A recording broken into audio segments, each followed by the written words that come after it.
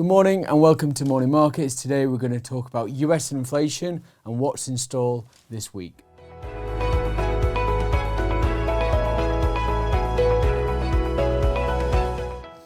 On Friday we had the latest reading on US inflation.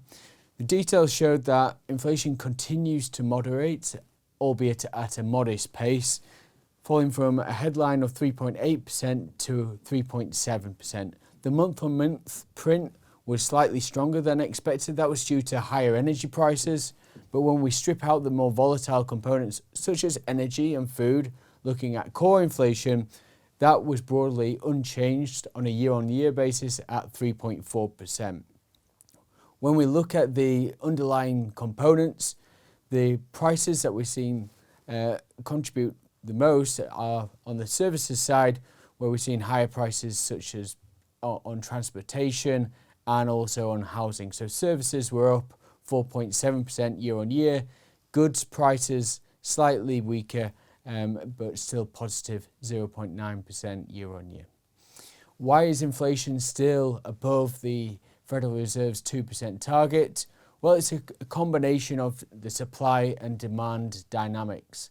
On the supply front, you continue to see restrictions in terms of the amount of oil that's being produced. So the OPEC, who controls the amount of oil produced, it is restricting supply, but also the unfortunate conflicts taking place in the Middle East is also contributing to higher oil prices. As well, on the demand side, we continue to see real strength in the US. On Friday, we had the latest personal consumption data, which showed that the consumer is continuing to spend, and that's really helping to drive the US economy today. Spending continues to be really focused more on the services side, so coming through on the housing front, healthcare, and transportation. So this sets us up well for this week, where the big event will be on Wednesday, with the US Central Bank really deciding where they think interest rates should be.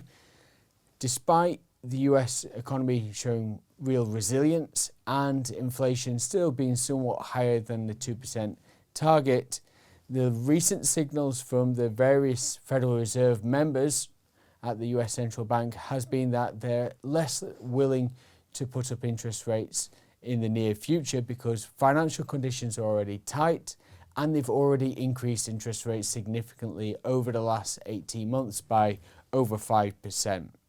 So the market's not expecting higher interest rates this week. That's everything from us today.